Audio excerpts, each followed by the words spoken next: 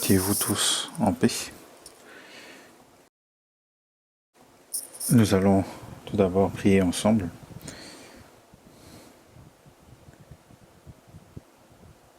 Dieu qui nous aime et qui est saint et qui est miséricordieux et qui est vivant, notre Père Dieu, tu nous as sauvés de la perdition en enfer et tu nous as établis enfants de Dieu, et que tu nous accordes aussi le temps qui nous reste ici par ta parole, et tu nous as placés au sein de ton Église et que tu nous nourris, tu nous fais grandir et nous te remercions.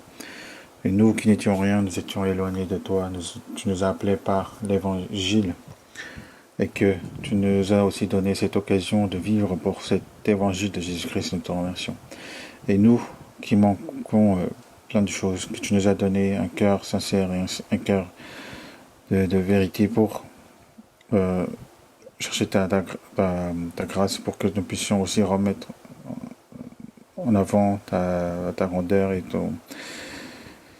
ta gloire. Et nous te demandons aussi de nous utiliser grandement pour tes œuvres.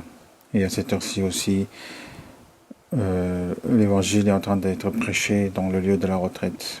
Et tous ceux qui participent, qu'aucun ne reparte en vain, mais que tu puisses leur accorder par ta grande grâce et de les aider pour que ta gloire puisse se manifester grandement.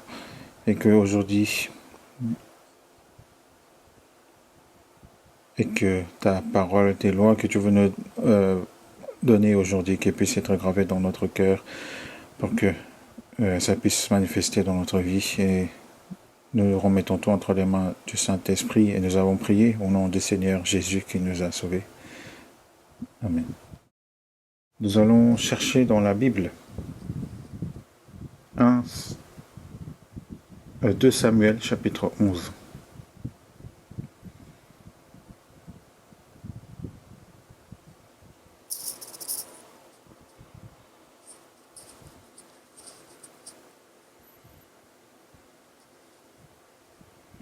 « 2 Samuel chapitre 11 verset 1. 2 Samuel chapitre 11 verset 1. Je vais vous le lire à partir du verset 1. L'année suivante, au temps où les rois se mettaient en campagne, David envoya Joab avec ses serviteurs et tout Israël pour détruire le fils d'Ammon et pour assiéger Rabba. Mais David resta à Jérusalem. Un soir, David se leva de sa couche, et comme il se promenait sur le toit de la maison royale, il aperçut de là une femme qui se baignait et qui était très belle de figure. David fit demander qui était cette femme, et on lui dit, « N'est-ce pas Bathsheba, fille d'Éliam, femme d'Uri, le Hétien ?» Et David envoya des gens pour la chercher. Elle vint vers lui, et il coucha avec elle. Après s'être purifié de sa souillure, elle retourna dans sa maison. Cette femme devint enceinte, et elle fit dire à David, « Je suis enceinte. » Puis nous allons aussi regarder plus bas, à partir du verset 14. À partir du verset 14. Versets 14 et 15, on lit ensemble. « Le lendemain matin, David écrivit une lettre à Joab, et l'envoya par la main d'Uri. Il écrivit dans cette lettre, placez Uri au plus fort du combat, et retirez-vous de lui, afin qu'il soit frappé et qu'il meure. Et Joab, donc, en assiégeant la ville, plaça Uri à l'endroit qu'il savait défendu par de vaillants soldats. Les hommes de la ville firent une sortie et se battirent contre Joab. Plusieurs tombèrent parmi le peuple, parmi les serviteurs de David, et Uri, le Hétien, fut aussi tué. Puis nous allons aussi voir le verset 26. Verset 26. La femme d'Uri apprit que son mari était mort, et elle pleura son mari. Quand le deuil fut passé, David l'envoya chercher et la recueillit dans sa maison. Elle devint sa femme et lui enfanta un fils. Ce que David avait fait déplut à l'Éternel. Nous arrêtons ici. En ce moment, la 7e session donc, de la retraite d'été est en cours. Et en particulièrement à cette heure-ci, donc c'est l'évangile qui est annoncé. Donc nous devons prier ensemble pour cela.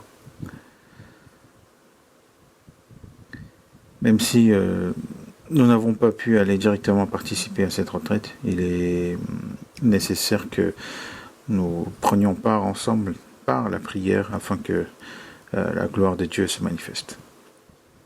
D'après ce que j'ai vérifié ce matin, donc jusqu'à ce matin, le nombre d'inscriptions préalables était de 9637 personnes.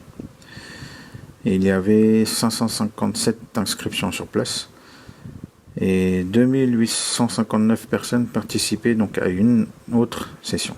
Au total, donc 13 053 personnes participent. Hier après-midi, le nombre de véhicules stationnés dans le centre de retraite dépassait 2800. Beaucoup de personnes participent vraiment et en ce moment, elles écoutent donc l'évangile. Donc puisque l'évangile est annoncé, nous devons prier d'un même cœur et examiner ensemble la parole de Dieu à cette heure-ci. Ce que je voudrais partager aujourd'hui, c'est l'étude de 2 lettres liées à l'identité et à la mission. Premièrement, dans 2 Samuel chapitre 11 que nous venons de lire ensemble, il y a donc une lettre écrite par David. Réfléchissons un instant. Combien y a-t-il de psaumes au total ? Dans le livre de Psaumes, il y en a 150, n'est-ce pas? Parmi les 150, il y a des chants de David, il y en a 73. Donc presque la moitié des psaumes ont donc été chantés par David. Mais dans la Bible, le seul endroit où l'on voit David écrire directement une lettre se trouve ici. Dans 2 Samuel chapitre 11 que nous venons de lire ensemble, il y a la lettre écrite directement par David. Mais son contenu n'est pas une lettre qui manifeste la gloire de Dieu et le Dieu. C'est une lettre de mort, une lettre ordonnant de tuer. Et en plus, c'est une ordre de tuer Uri, qui avait risqué sa vie et s'était montré fidèle à David. Pourquoi une telle chose est-elle arrivée ? C'est ce que nous allons donc examiner aujourd'hui, les circonstances de cette situation. Et ensuite, nous verrons aussi que nous vivons sur cette terre comme une lettre de Christ. Aujourd'hui, nous voulons examiner ces 2 lettres donc en lien avec l'identité du chrétien sauvé et la mission que que le Seigneur nous a confiée. Bien, regardons de nouveau ici, regardons 2 Samuel chapitre 11 à partir du verset 1. Dans le verset 1. L'année suivante, au temps où les rois se mettaient en campagne, David envoya Joab avec ses serviteurs et tout Israël pour détruire les fils d'Ammon et pour assiéger Rabba. Mais David resta à Jérusalem. Donc dans 2 Samuel chapitre 11, on voit le péché de David et la situation que David s'est mis pour pécher. Donc en fait, toute l'armée d'Israël était allée où? Ils étaient allés détruire le fils d'Ammon et assiéger Rabba. Mais pourquoi il s'est passé telle chose? Donc regardons le chapitre 10. Chapitre 10, verset 1. Après cela, le roi des fils d'Ammon mourut, et Hanoun, son fils, régna à sa place. David dit, « Je montrerai de la bienveillance à Hanoun, fils de Nachash, comme son père en a montré à mon égard. » Et David envoya ses serviteurs pour le consoler au sujet de son père. Lorsque les serviteurs de David arrivèrent dans le pays des fils d'Ammon, les chefs des fils d'Ammon dirent à Hanoun, leur maître, « Penses-tu que ce soit pour honorer ton père que David t'envoie des consolateurs? N'est-ce pas pour reconnaître la ville et pour l'explorer afin de la détruire qu'il envoie des serviteurs auprès de toi? » Alors Hanoun saisit les serviteurs de David, leur fit raser la moitié de leur barbe et fit couper leurs habits par milieu jusqu'au haut des cuisses, puis il les congédia. David, informé de ce qui était arrivé à ces hommes, envoya des gens à leur rencontre, car ils étaient dans une grande confusion, et le roi leur fit dire « Restez à Jéricho jusqu'à ce que votre barbe ait poussé, et revenez ensuite. » C'est cet événement qui avait eu lieu. En fait, de quoi s'agit-il? Donc cela s'est produit pendant la période où David était devenu roi et qui gouvernait. Le roi, fils d'Amon, mourut, et son fils était devenu donc roi. Comme le roi d'Amon était mort, David envoya des envoyés de condoléances, une délégation. Mais lorsque cette délégation arriva, que dirent ces serviteurs de ce roi?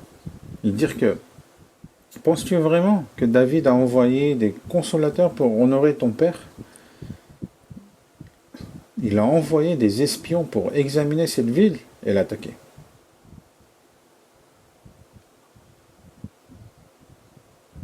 Et ensuite, ils humilièrent les envoyés qu'ils auraient dû bien accueillir et traiter correctement. Qu'ont-ils fait exactement? Regardons le verset, de nouveau verset 4. On y lit que Hanoun saisit les serviteurs de David et leur fit raser la moitié de la barbe. Regardez-moi, la barbe, à l'époque, donc ils poussaient la barbe. Ça montrait aussi leur autorité et la liberté. Mais on rasa la moitié de la barbe des envoyés. La moitié. Cela veut dire quoi? Donc ils avaient la moitié.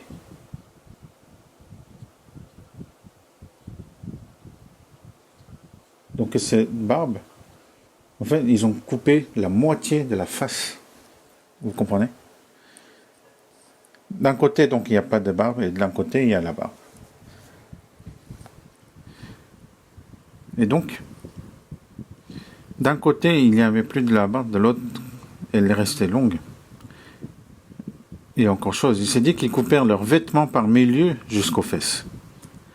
À cette époque, porter des sous-vêtements était quelque chose de particulier. Tout le monde n'en portait pas comme aujourd'hui. Couper le vêtement jusqu'aux fesses signifie donc les exposer à la honte.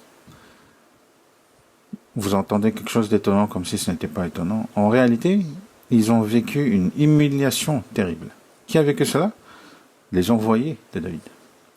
Pensons-y, si le président des États-Unis envoyait une délégation dans notre pays, et que des personnes que l'on devrait bien recevoir et bien traiter étaient humiliées ainsi avant d'être renvoyées, que voudrait dire une telle action? Cela voudrait dire, faisons la guerre. C'est ainsi que la guerre a commencé. Et si l'on regarde le récit qui suit, Israël était en train de gagner la guerre. Mais à cause de la saison, l'hiver était arrivé, il ne pouvait plus continuer la guerre. L'armée était donc revenue en Israël.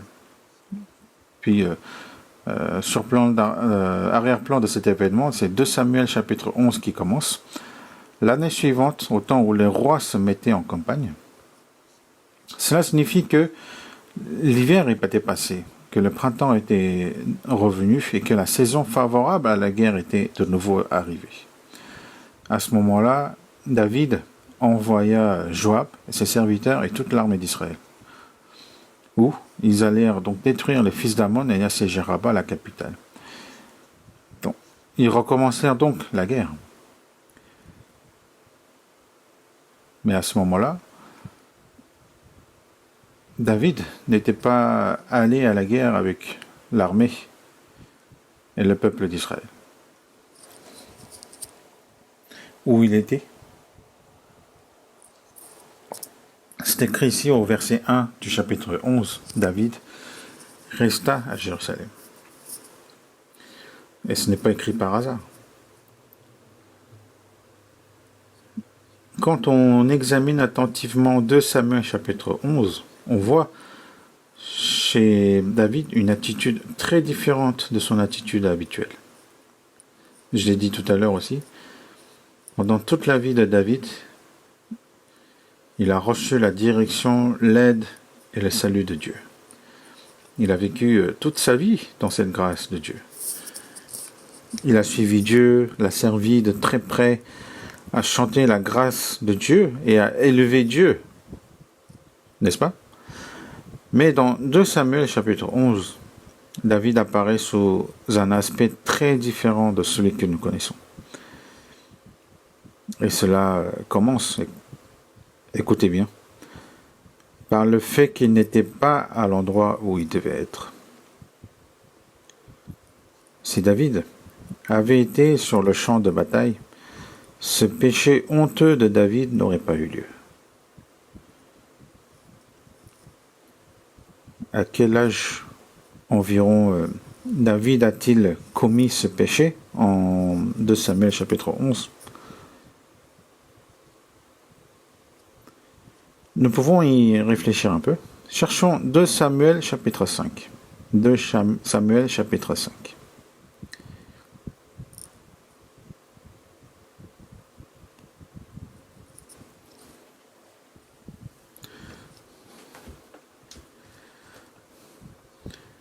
Au chapitre 5, verset 4.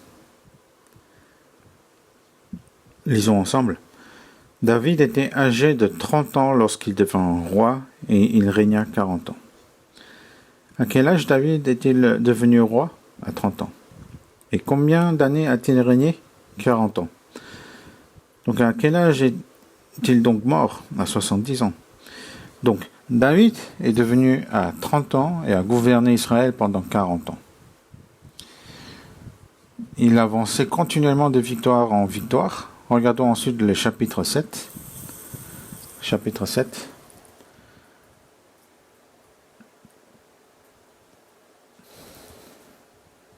Chapitre 7, verset 8.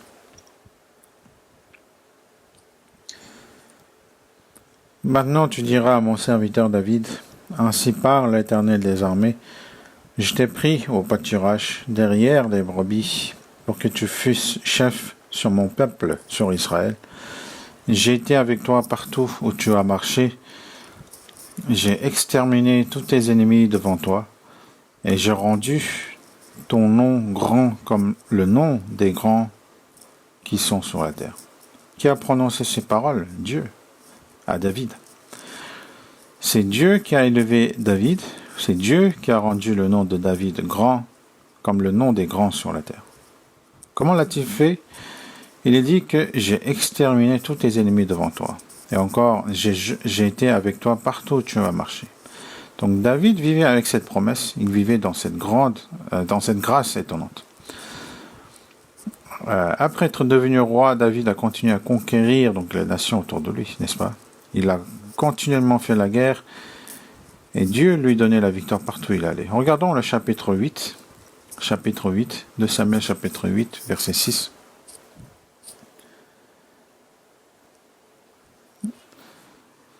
David mit des garnisons dans la Syrie de Damas. Les Syriens furent assujettis à David et on lit ensemble. Et lui payèrent un tribut. L'Éternel protégeait David partout où il allait. Qui le faisait triompher? C'est Dieu qui le faisait triompher. Donc Dieu ne cessait de répandre cette grâce étonnante sur David. Il vivait dans cette grâce. Dans quoi il vivait-il? Dans la grâce. Regardons aussi plus bas, au verset 14, à partir du verset 13. Au retour de sa victoire sur les Syriens, David se fit encore un nom. En battant dans la vallée du Sel 18 000 Édomites, il mit des garnisons dans Édom, et il mit des garnisons dans toutes les Édom. Tous les Édomites furent assujettis à David. On lit ensemble.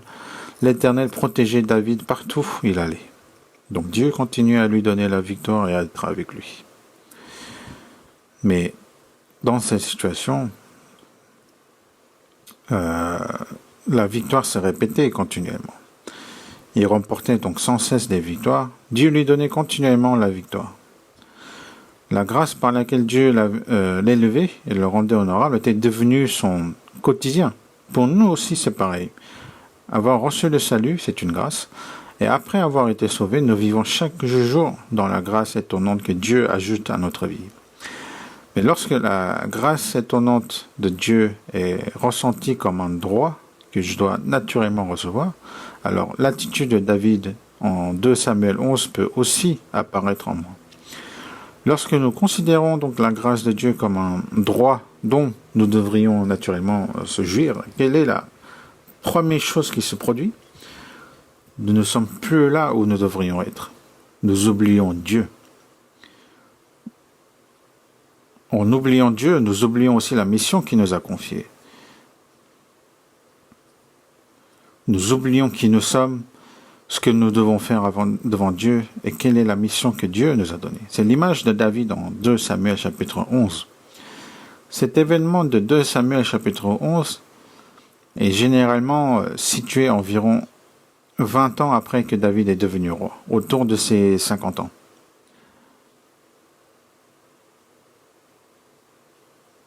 Donc ce n'est pas un péché commis dans l'âge de la fougue juvénile. C'est un péché fatal qui arrive alors qu'il expérimentait victoire après victoire, que la grâce de Dieu l'élevait sans cesse et que son nom devenait de plus en plus honorable. Mais par quoi cela commence-t-il? Cela commence par l'oubli de Dieu. Regardons.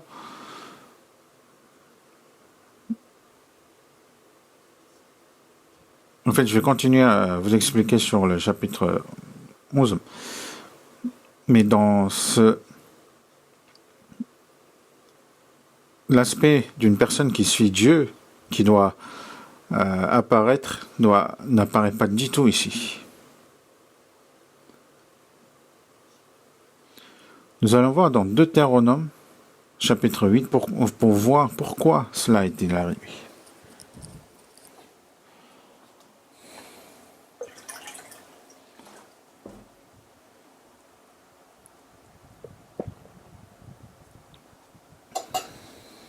Deutéronome chapitre 8, verset 11. Deutéronome chapitre 8, verset 11. Garde-toi d'oublier l'Éternel, ton Dieu, au point de ne pas observer ses commandements, ses ordonnances et ses lois que je te prescris aujourd'hui. Lorsque tu mangeras et te rassasieras, lorsque tu bâtiras et habiteras de belles maisons, lorsque tu verras multiplier ton gros et ton menu bétail, s'augmenter ton argent et ton or, et s'accroître tout ce qui est à toi, prends garde que ton cœur ne s'enfle et que tu n'oublies l'Éternel, ton Dieu qui t'a fait sortir du pays d'Égypte de la maison de servitude. Donc Moïse prononce de nouveau ces paroles aux Israélites 2 mois avant leur entrée dans le pays de Canaan.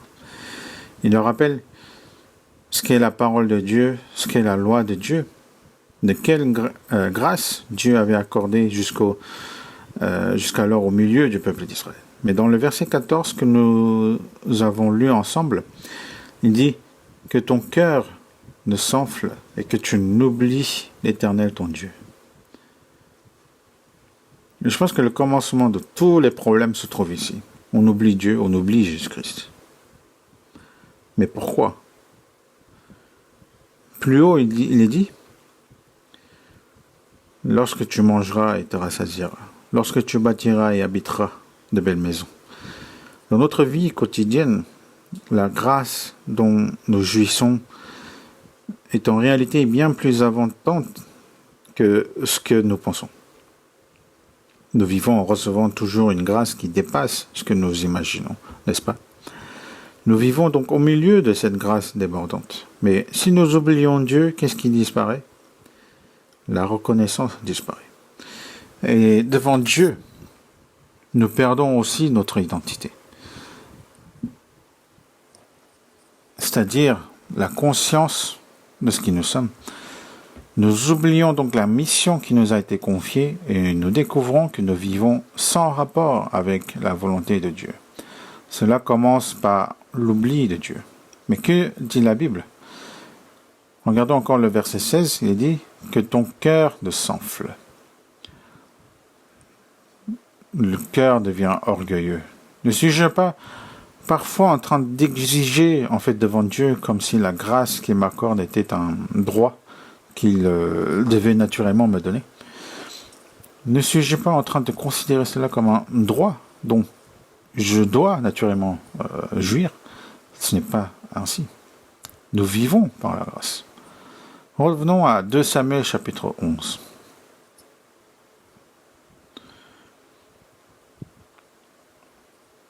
Ici, David, qui oublie Dieu, utilise mal les grâces extraordinaires que Dieu lui a données. Premièrement, comme je l'ai dit, cela apparaît au verset 1. L'année suivante, au temps où les rois se mettaient en campagne, David envoya Joab avec ses serviteurs et tout Israël. Donc toute l'armée est partie. Mais qui est resté? Lui, il est resté seul.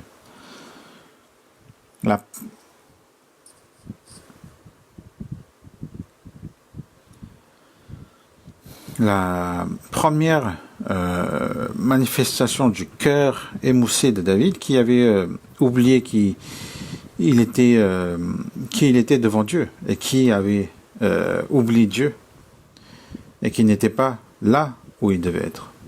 C'est très important en fait.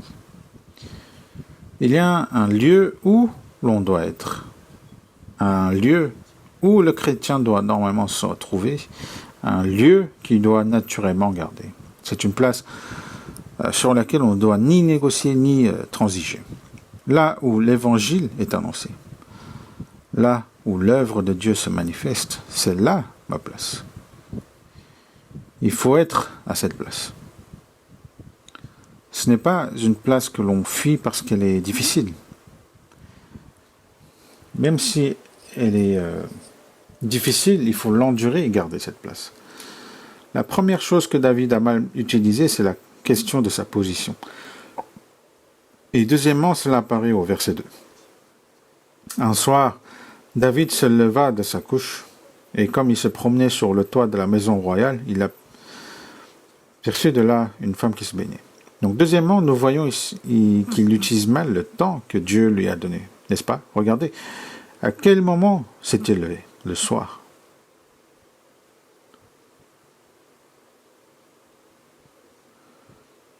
Comment appelle-t-on quelque chose que l'on utilise une seule fois, puis que l'on jette? Un objet jetable, n'est-ce pas? Parmi les choses jetables, savez-vous quelle est la plus chère? Elle est plus chère que l'or. C'est maintenant, le temps. On ne peut pas le recharger, on ne peut pas l'acheter. Le temps que Dieu m'a donné est une grâce que Dieu m'a donnée. Et surtout, après le salut, notre vie est marquée par l'évangile pour le Seigneur, pour l'Église, pour Christ. Ce temps de vie est une bénédiction étonnante, un don, une grâce que Dieu nous a donnée. Mais que fait David? Il utilise mal le temps que Dieu lui a donné.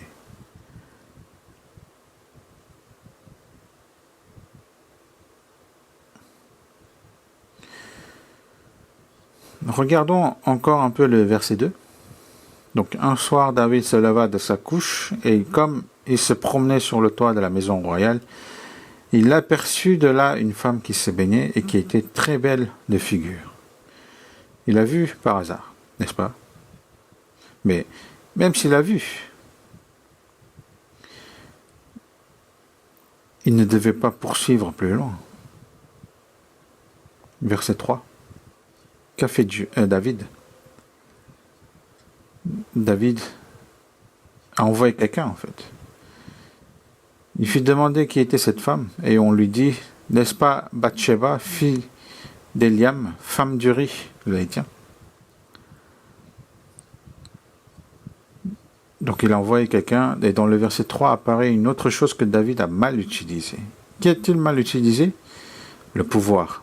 La force que Dieu lui avait donnée, le pouvoir que Dieu lui avait donné, le roi d'Israël. C'est Dieu qui l'avait établi. Gardons ce passage et regardons Deutéronome chapitre 17.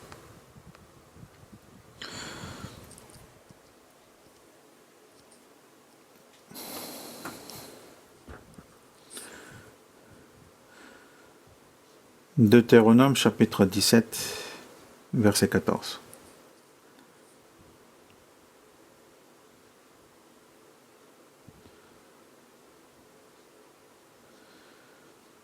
Deutéronome chapitre 17, verset 14. Lorsque tu seras entré dans le pays que l'Éternel ton Dieu te donne, lorsque tu le posséderas, que tu y auras établi ta demeure et que tu te diras, je veux mettre un roi sur moi, comme toutes les nations qui m'entourent, tu mettras sur toi un roi que choisira l'Éternel ton Dieu. Tu prendras, on s'arrête là. Ici,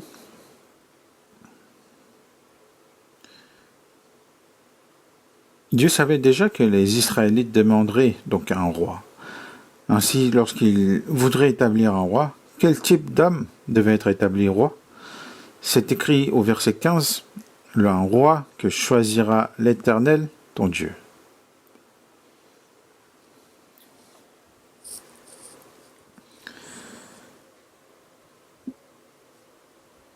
Donc celui qui devient roi d'Israël n'est pas une personne simplement choisie par le peuple. Qui l'a établi? Qui l'a choisi? C'est Dieu. L'autorité et la force données au roi d'Israël viennent donc de qui? Elles viennent de Dieu. Et qu'est-ce que cela signifie? Le roi d'Israël devait être celui qui, devant le peuple, élève Dieu, manifeste la gloire de Dieu et montre l'exemple du service de Dieu. Mais maintenant, dans 2 Samuel chapitre 11, David agit étrangement, alors que ce n'est pas ce qu'il faisait d'habituellement. Revenons au 2 Samuel chapitre 11, verset 3. David fit demander qui était cette femme. Et on lui dit, n'est-ce pas Bathsheba, fille d'Éliam, femme d'Uri, l'Héthien? Pensons-y. Regardez-moi un instant.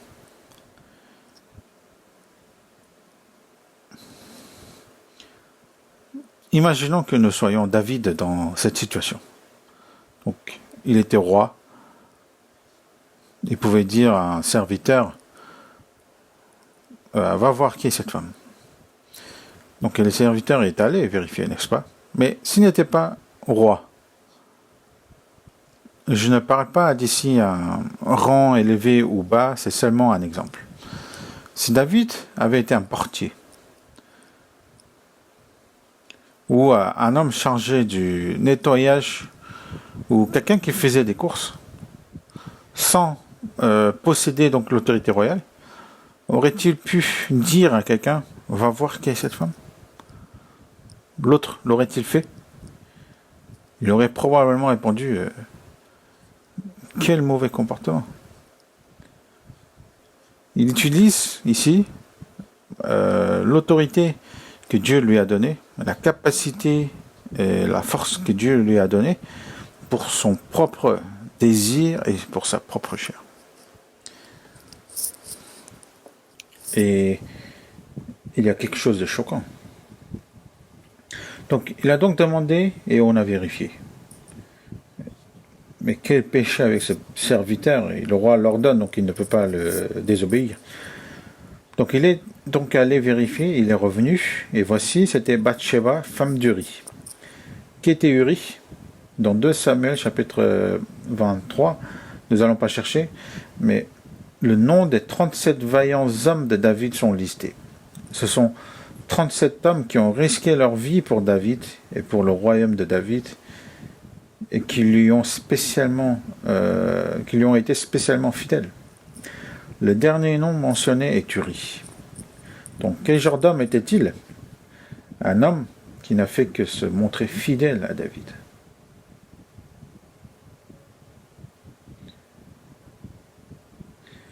Et voilà que cette femme était la femme d'Uri. Alors David aurait dû dire, alors ce n'est pas possible. De qui s'agit-il? De la femme d'un serviteur qui lui était fidèle. Mais qu'a-t-il fait ensuite? Verset 4. David envoya des gens pour la chercher. Elle vint vers lui, il coucha avec elle, après s'être purifié de sa souillure, et elle retourna dans sa maison. s'il était arrêté au fait de demander qui elle était, cela aurait été une autre chose. Mais malheureusement, il ne s'est pas arrêté là. Le cœur devenu émoussé, l'état de David oubliant Dieu, se manifeste donc par un péché qui progresse et qui grandit de plus en plus. Donc finalement, il couche avec cette femme et commet ce péché. Mais cela ne s'arrête pas là. Verset 5. Cette femme devint enceinte et il fit dire à David, je suis enceinte. Maintenant, c'est une grande affaire. Que faire? Donc ensuite, David appelle Uri. Il l'envoie chez lui. Mais Uri, y va-t-il? Non, il n'y va pas. Cet homme est vraiment droit. Presque trop droit. Le roi lui dit pourtant de rentrer chez lui pour de se reposer, puisqu'il a souffert au champ de bataille. Mais il ne rentre pas. Regardez au verset 11, le cœur d'Uri y apparaît dans le verset 11. Verset 11. Uri répond à David. L'arche et Israël et Juda habitent sous des tentes. Mon seigneur Joab et les serviteurs de mon seigneur campent en rase campagne. Et moi, j'entrerai dans ma maison pour manger et boire et pour coucher avec ma femme. Aussi vrai que tu es vivant et que ton âme est vivante, je ne ferai point cela. Quand Uri répond, par quoi commence-t-il? L'arche. Il dit, l'arche de Dieu est là-bas. Cet homme semble avoir un cœur tourné vers Dieu. Et il dit que tout Israël, toute l'armée est là-bas en train de combattre. Comment pourrais-je rentrer chez moi et me reposer tranquillement? Uri apparaît dès le début comme un homme fidèle et jusqu'à la fin de sa vie se termine dans la fidélité.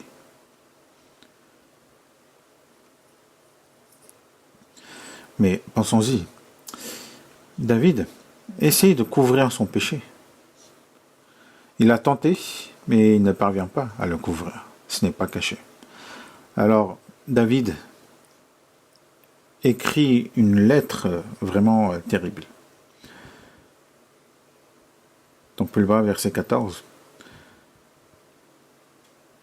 Le lendemain matin, David écrivit une lettre à Joab et l'envoya par la main d'Uri. Il écrivit dans cette lettre, « Placez Uri au plus fort du combat et retirez-vous de lui afin qu'il soit frappé et qu'il meure. » C'est vraiment une chose terrible. David, c'est qui a écrit la lettre, mais quel était le contenu de cette lettre? Je viens de vous le dire. Le contenu de la lettre, c'était quoi? Faites mourir cet homme, Uri, cet homme fidèle.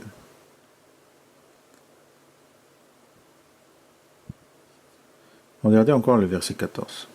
En lisant plusieurs fois ce verset 14, mon cœur a été profondément attristé. Regardons-le encore. Le lendemain matin, David écrivit une lettre à Joab et il l'a envoyée à qui? Le contenu, c'était quoi? Et il ordonnait donc tuer Uri. Et à qui David confie-t-il cette lettre pour l'envoyer à Joab? À Uri lui-même. Si Uri avait su cela, que se serait-il passé? Parce que le contenu de cette lettre disait de le tuer. Et c'est lui-même qui la porte. Qui lui a ordonné cela? C'est David. C'est tellement différent du David que nous connaissons. Cherchons 1 Samuel, 1 Samuel chapitre 24.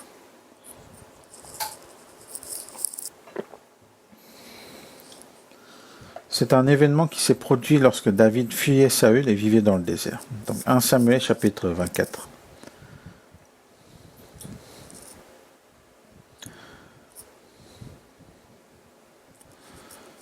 « 1 Samuel chapitre 24.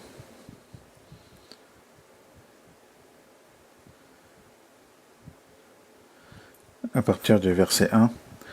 Lorsque Saül fut revenu de la poursuite des Philistins, on vint lui dire: Voici, David est dans le désert d'Engedi.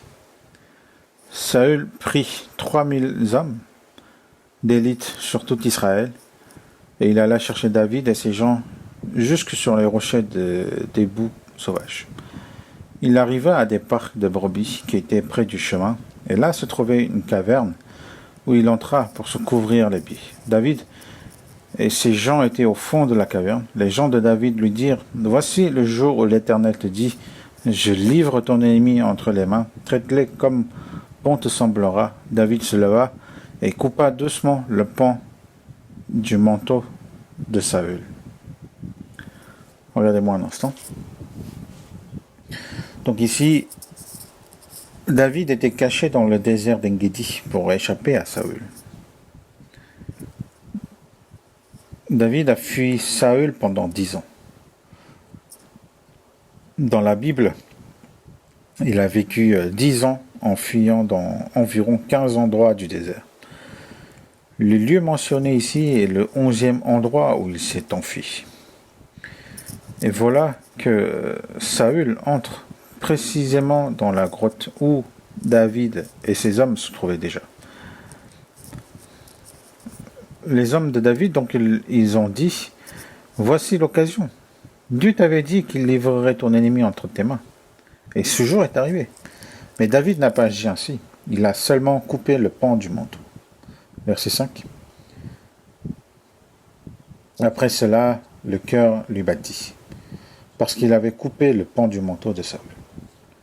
Comment était le cœur de David? Il n'a même pas coupé la chair, il avait juste coupé un morceau du vêtement, mais cela seul lui avait déjà touché le cœur. Et que, dans le verset 6, donc, que l'Éternel me garde de commettre contre mon Seigneur, loin de l'Éternel, une action telle que de porter la main sur lui, car il est loin de l'Éternel. Ce David-là, qu'a fait-il donc dans 2 Samuel chapitre 11? Pour couvrir son propre péché, il écrit une lettre qui donne l'ordre de tuer un commandant qui lui était fidèle jusqu'à la mort. Il remet cette lettre dans la main de ce commandement pour envoyer à Joab. Il manifeste d'une telle cruauté. Pourquoi? Parce qu'il a oublié Dieu. Donc son discernement a disparu, et l'intelligence et la sagesse pour connaître où se trouve la parole et la volonté de Dieu ont disparu. Cela peut nous arriver aussi. C'est arrivé à David. Dieu évalue David dans la Bible en disant, en 1 Roi chapitre 15 verset 5, que sauf dans l'affaire Uri de Héthien, David avait fait ce qui est droit aux yeux de l'Éternel toute sa vie et ne s'était détourné aucun de ses commandements. C'est ainsi que Dieu l'évalue.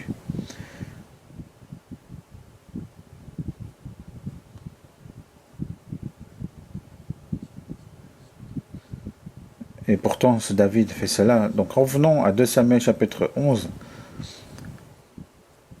Donc ce n'est pas encore terminé, cette scène du péché de David.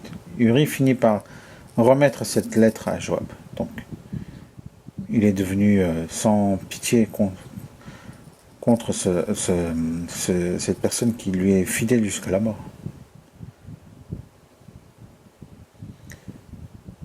Pourquoi il était devenu ainsi? Hébreux chapitre 3.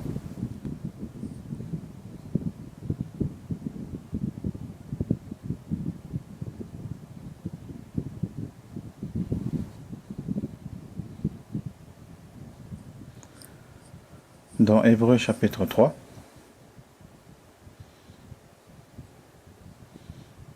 il répète, donc par exemple dans le verset 13, on lit ensemble: Mais exhortez-vous les uns les autres chaque jour aussi longtemps qu'on peut dire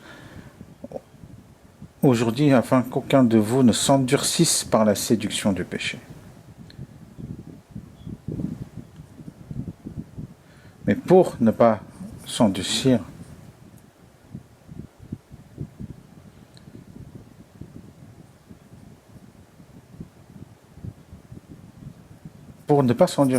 contre les péchés, qu'est-ce qu'il faut faire? C'est dans le verset 1.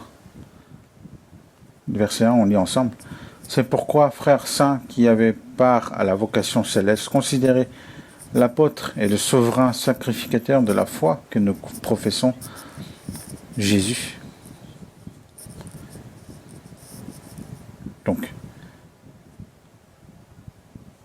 notre cœur ne sera rempli par ce que Dieu nous remplira, mais qu'on remercierait, mais qu'on oublie. Si on oublie Dieu, on oublie Jésus-Christ, on deviendrait ainsi.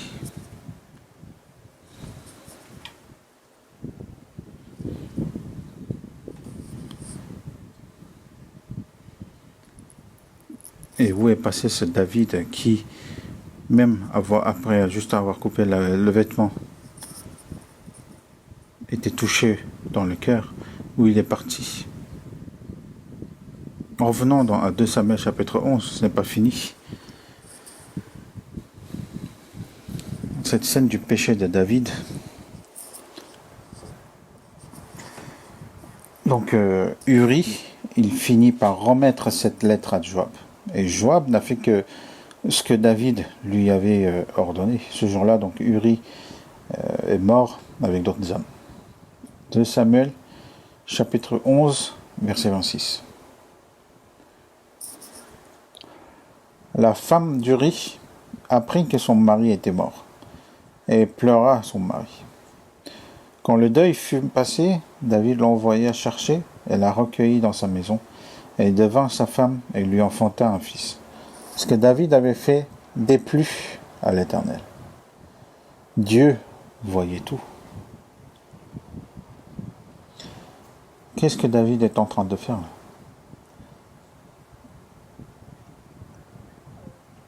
Si l'on ne connaît pas le contenu de la lettre, si l'on ne connaît pas le péché que David a commis, les versets 26 et 27 peuvent donner l'impression qu'il est un roi compatissant. Donc, la femme d'un commandement qui lui avait été fidèle est devenue veuve. On pourrait penser que David lui accorde une grâce pour elle et pour sa famille. Mais Dieu, c'est tout. Qu'est-ce que c'est?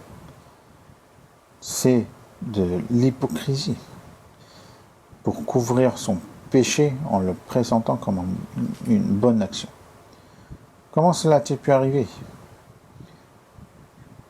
C'est ce qui apparaît dans une vie lorsque l'on oublie Dieu. Ensuite, chapitre 12, Dieu reprend le péché de David par le prophète Nathan. Et David est quelqu'un qui s'est repenti profondément. Je pense que la grandeur de David se trouve dans sa repentance. Personne ne s'est repenti comme David. Mais aujourd'hui, ce n'est pas ce point que nous allons examiner. Mais dans 2 Samuel chapitre 12, même lorsque David reçoit la réprimande du prophète Nathan, son cœur est encore émoussé. Dieu expose son péché tel quel, mais David dit « L'homme qui a fait cela mérite la mort ». Alors Nathan lui dit « Tu es cet homme-là ». Jusqu'à ce moment, David ne l'avait pas compris. Pourquoi? Parce que son cœur émoussé et son discernement perdu l'avaient conduit à vivre ainsi devant Dieu. Donc après avoir entendu cette réprimande que Dieu lui adresse par le prophète Nathan, David chante le psaume 51. Cherchons-le.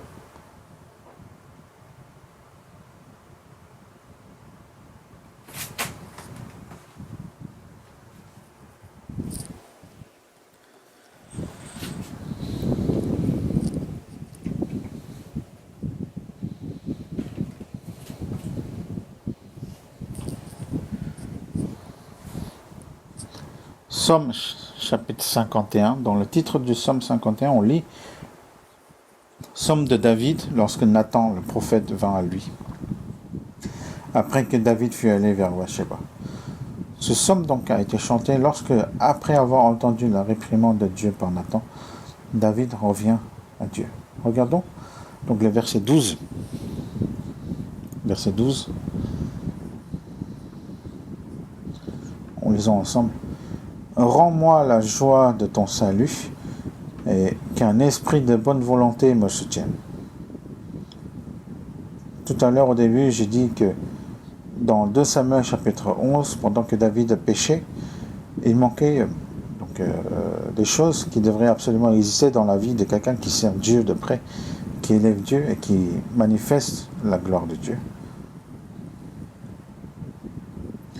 Donc il y a 3 choses qu'on ne le voyait pas sur lui. Je l'ai dit il y a quelques minutes seulement. Parmi ces 3 choses, on ne voit pas David chercher la parole de Dieu, ni vouloir obéir à cette parole, et on ne le voit pas non plus prier. Il y a encore une 3e chose importante qui n'apparaît pas. Elle est ici, au verset 12. « Rends-moi la joie de ton salut. » Voilà ce qui n'était pas là. Dieu qui l'a sauvé, Dieu qui l'a délivré de la main de ses ennemis, de lui, Dieu qui lui accordait la grâce, il avait oublié cette œuvre étonnante. La joie du salut avait disparu. Donc, tout en vivant dans la grâce que Dieu lui accordait, la reconnaissance avait disparu. Donc, David prie maintenant pour que cela lui soit rendu, n'est-ce pas?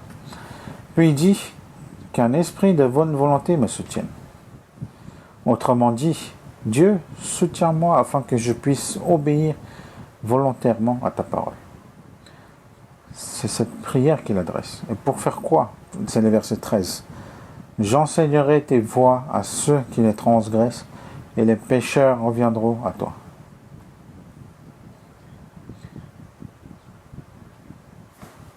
Il désire de nouveau vivre comme quelqu'un qui témoigne aux pécheurs, à ceux qui sont loin de Dieu, de la grâce que Dieu accorde, de la direction de Dieu et de l'aide de Dieu.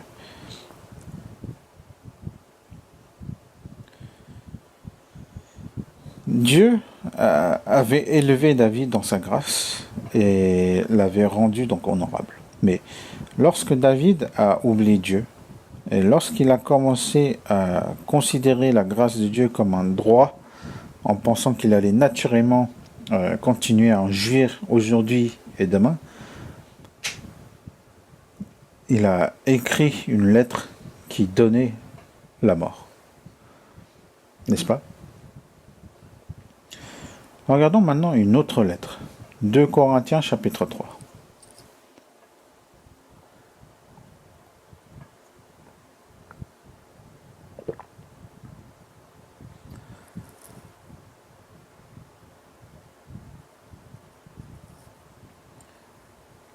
« 2 Corinthiens chapitre 3. Verset 1.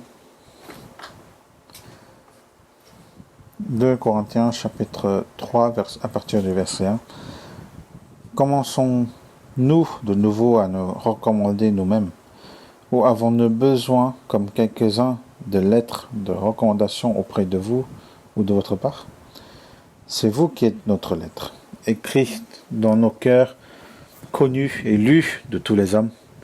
Vous êtes manifestement une lettre de Christ, écrite par notre ministère, non par de l'encre, mais avec l'Esprit de Dieu vivant, non sur des tables de pierre, mais sur des tables de chair sur le cœur. Ici, l'apôtre Paul écrit aux croyants de l'église de Corinthe. À cette époque, de faux enseignants donc portaient avec eux des lettres de recommandation pour se présenter eux-mêmes. Paul parle maintenant de cela. Au verset 1, « Avons-nous besoin, comme quelques-uns, de lettres de recommandation auprès de vous ou de votre part ?» Autrement dit, il demande s'il a besoin d'envoyer des attestations ou des recommandations disant qui il est. Il n'en a pas besoin. Une lettre de recommandation écrite par les hommes n'était pas nécessaire à Paul. Pourquoi? Qu'est-ce qui est écrit au verset 2? C'est vous qui êtes notre lettre. Qui? Les croyants de l'église de Corinthe ici. Les chrétiens sauvés vivent sur cette terre comme une lettre qui témoigne de Christ et le manifeste. Les âmes perdues, les hommes qui ne pouvaient que mourir éternellement devant Dieu, sont nés de nouveau par Jésus-Christ et reçoivent la vie éternelle et la gloire.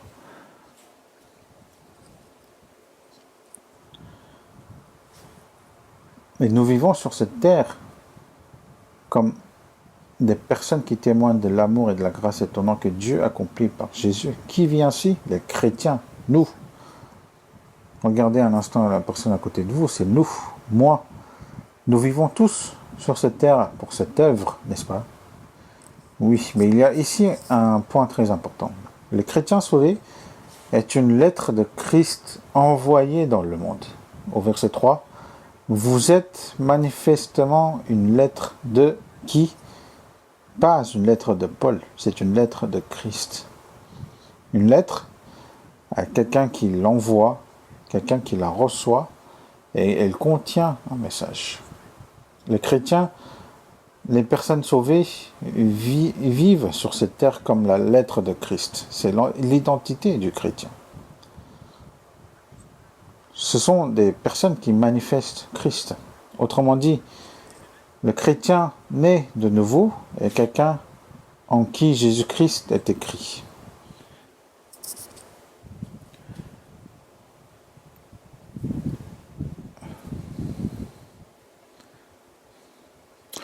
Regardons encore le verset 3.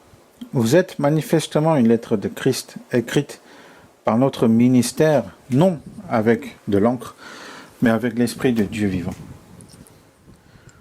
Non sur des tables de pierre, mais sur des tables de chair, sur les cœurs.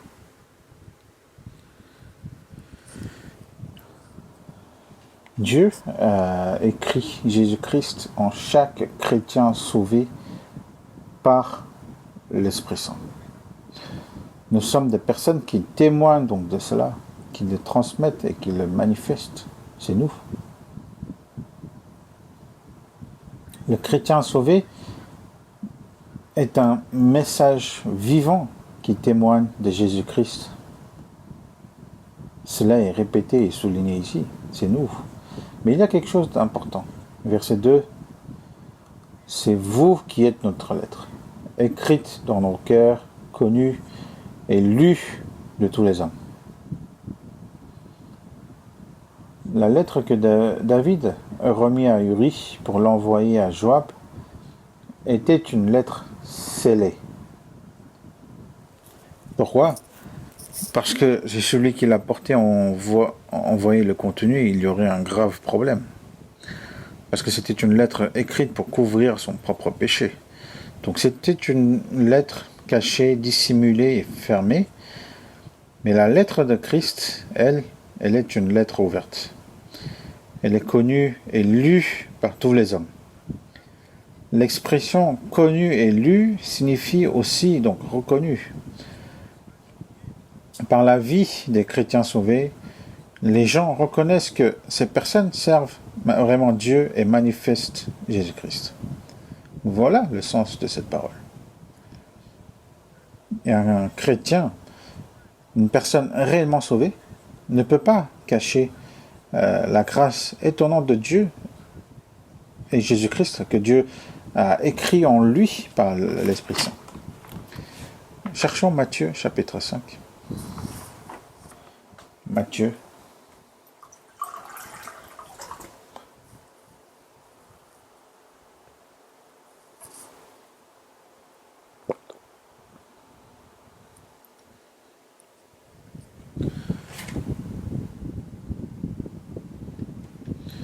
Matthieu chapitre 5, verset 14.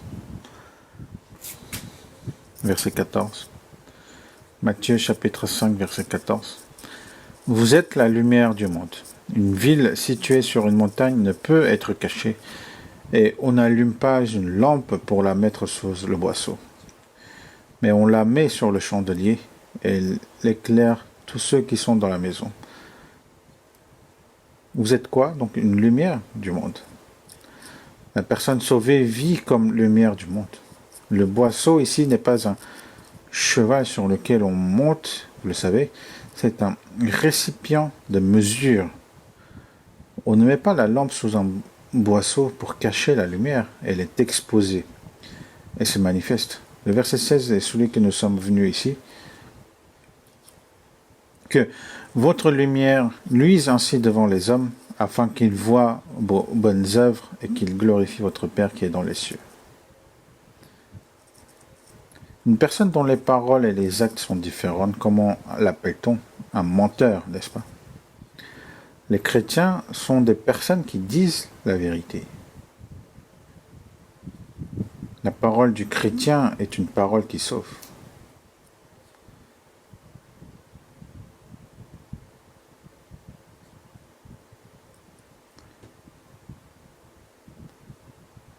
Avant d'être sauvés, nous étions dans la mort éternelle. Nous étions enfants de colère et ennemis de Dieu. Mais par Jésus-Christ, il a expié en une fois et pour toujours tous mes péchés. Et lorsque j'ai entendu et cru cet amour et cette grâce étonnante, cet évangile, mon destin a été changé. Écoutez bien, l'identité du chrétien devient claire lorsque nous nous souvenons de Dieu et de Jésus-Christ. Qui suis-je et pourquoi est-ce que je vis? Si nous oublions cela, nous vivrons selon les désirs de notre chair.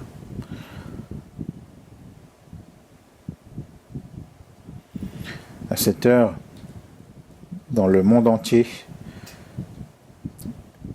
et aussi en Corée, beaucoup de personnes sont probablement assis dans les bâtiments d'église, n'est-ce pas? Mais combien sont réellement des chrétiens nés de nouveau? Le chrétien sauvé est un message vivant qui témoigne de Jésus-Christ. Dans Galates chapitre 3, il est dit: vous tous qui avez été baptisés en Christ, vous avez revêtu Christ. De quoi avons-nous été revêtus? De Christ. Être revêtu signifie être visible. Nous sommes des personnes qui manifestent Christ. Nos paroles et nos actes sont vus par les autres. Cherchons Somme chapitre 73.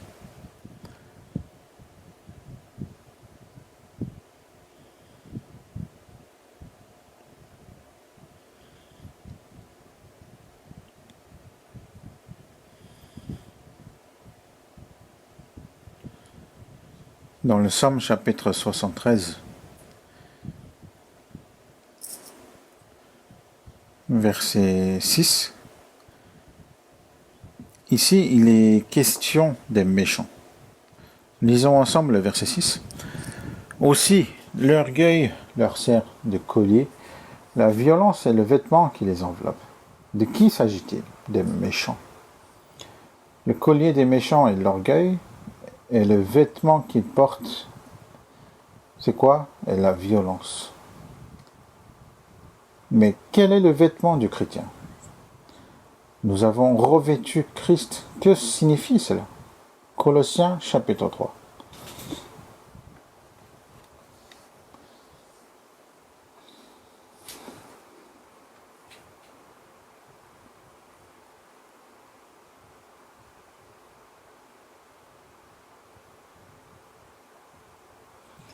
Colossiens chapitre 3, verset 12.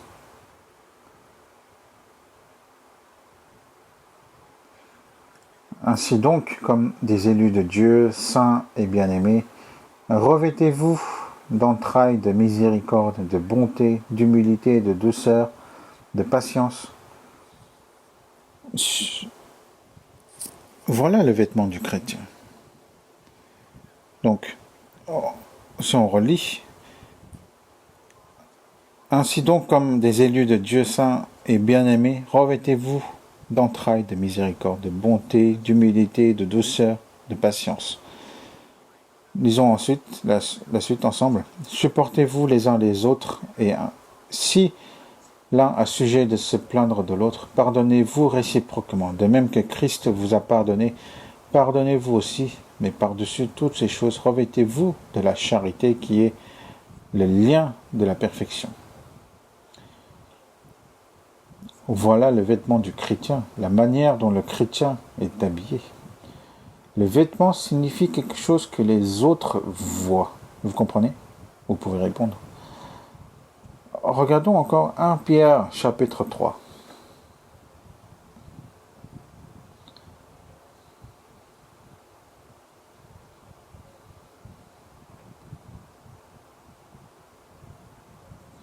« 1 Pierre chapitre 3 verset 15. « 1 Pierre chapitre 3 verset 15 et 16.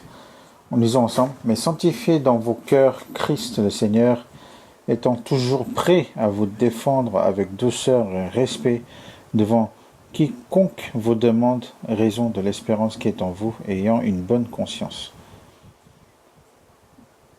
Ici, on voit devant quiconque vous demande raison de l'espérance qui est en vous. Qu'est-ce qu'on demande? D'autres personnes posent des questions aux saints, aux personnes sauvées. Que demandent-elles? La raison de l'espérance qui est en eux. Comment l'espérance qui est dans quelqu'un peut-elle être vue? Elle apparaît dans la vie, elle apparaît dans les actes. Servir Dieu, croire Dieu et suivre Jésus-Christ, ce n'est pas quelque chose que l'on fait quand on a envie et qu'on l'abandonne quand on n'en a pas envie. C'est une vie, c'est un mode de vie. Quiconque vous demande raison de l'espérance qui est en vous. Mais celui-là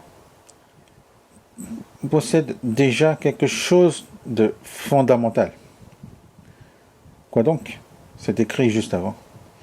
Sanctifiez dans vos cœurs Christ le Seigneur. Chez celui dont Christ est devenu le Seigneur et le Maître dans le cœur, la vie change ainsi. Vous comprenez? Oui, c'est cela la vie chrétienne normale. Nous avons revêtu Christ. Et nous ressemblons au caractère de Jésus-Christ.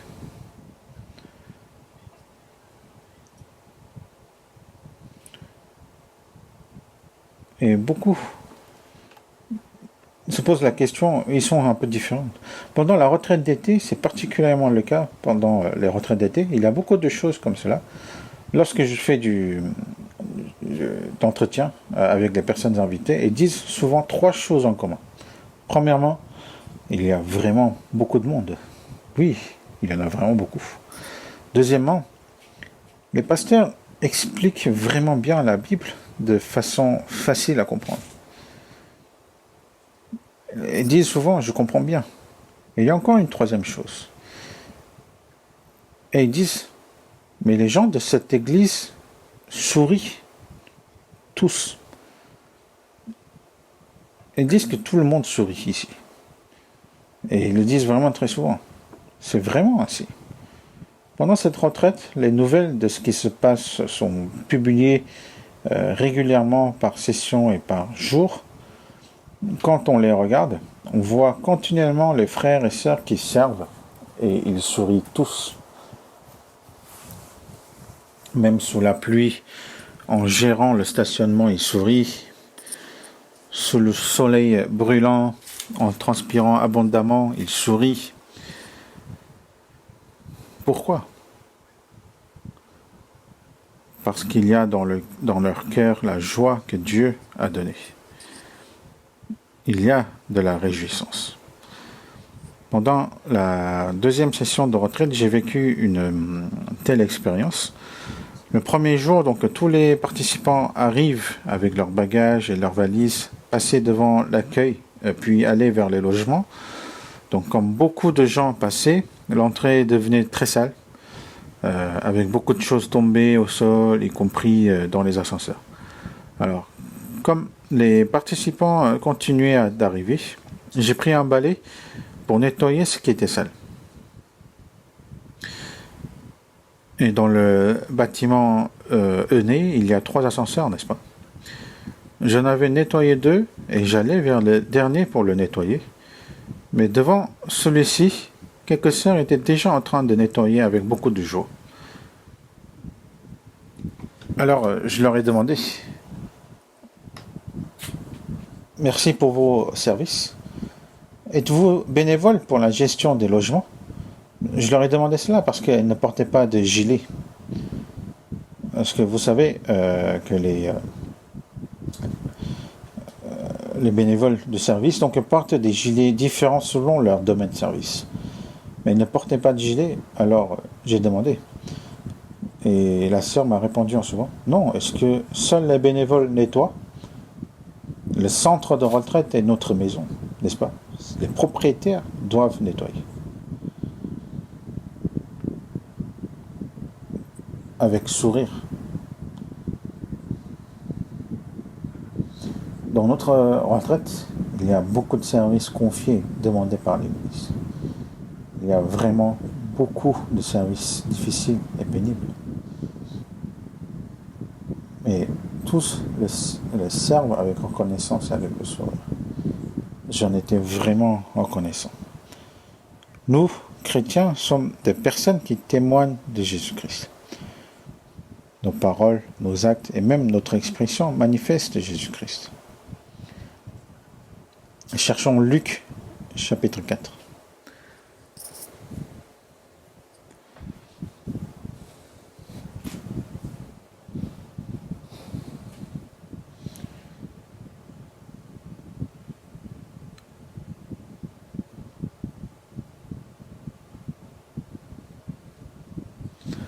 Luc, chapitre 4,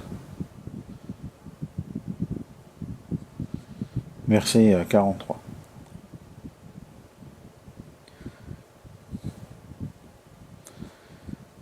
Chapitre 4, verset 43, on lit ensemble.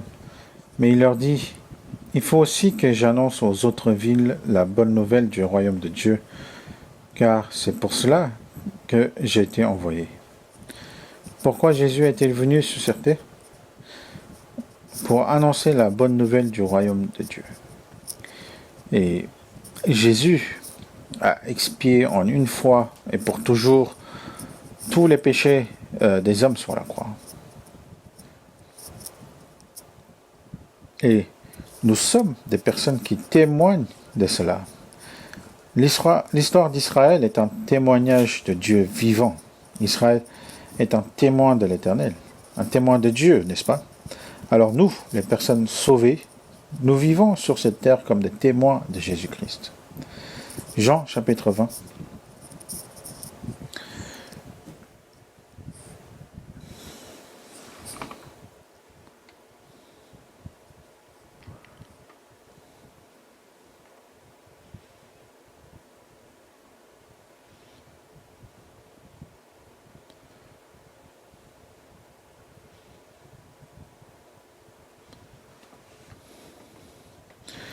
C'est Jésus ressuscité dit ceci à ses disciples, lisons ensemble verset 21. Jésus leur dit de nouveau, la paix soit avec vous. Comme le Père m'a envoyé, moi aussi je vous envoie. Jésus donc a été envoyé, et les chrétiens sauvés sont aussi envoyés dans ce monde. Ils sont des personnes qui témoignent de Jésus-Christ.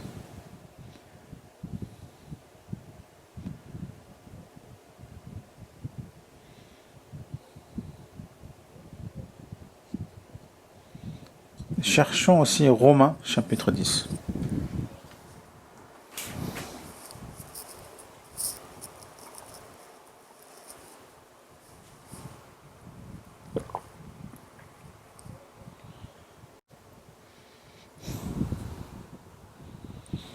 Romains, chapitre 10, verset 14.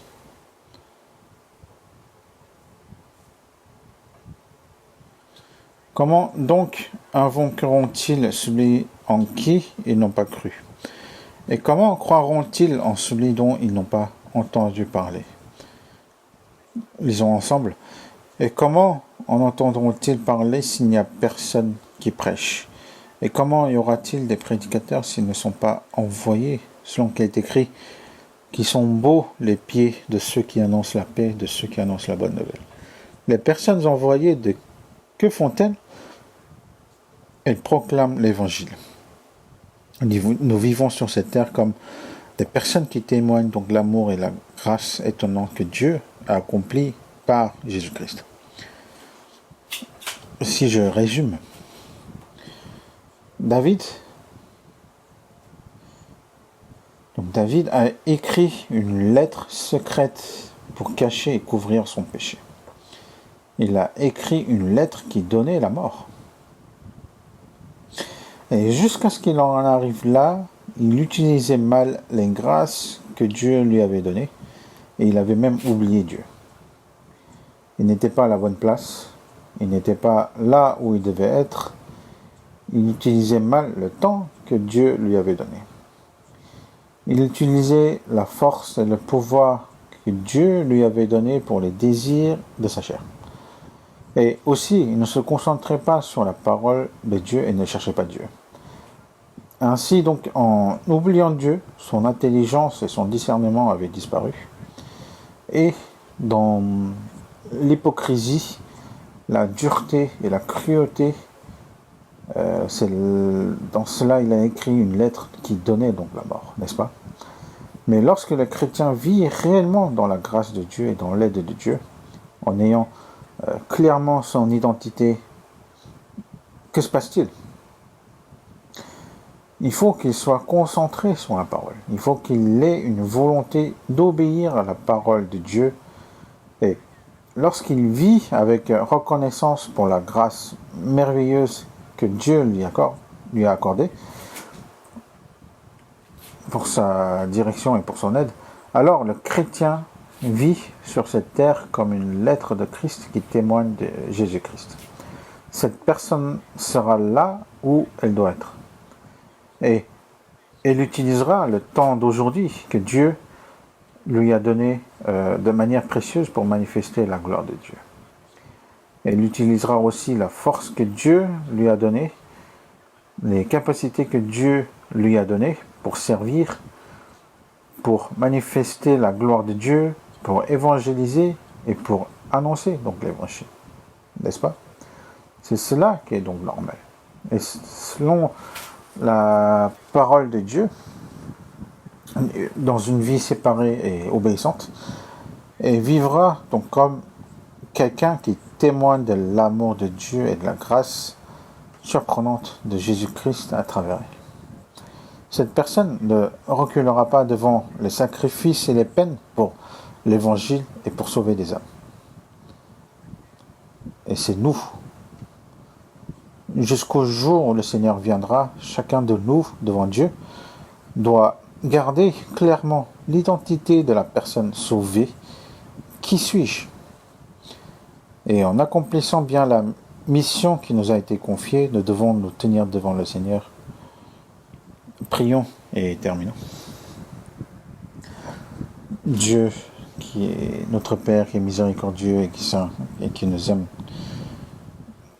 donne-nous davantage de fidélité et d'amour et de connaître davantage ta grâce pour que ce que tu nous as confié, qu'on puisse le faire avec joie et avec remerciement. Et que l'évangile se propage. Et là où se propage, et là où est transmis, que nous soyons présents. Et jusqu'à ce que ton avènement, que tout ce que tu nous as confié, qu'on puisse bien le faire, aide-nous, et que seul toi puisse être glorifié. Et le reste des choses aujourd'hui, nous te remettons entre tes mains, et aide-nous. Et nous avons prié au nom du Seigneur Jésus qui nous a sauvés. Amen.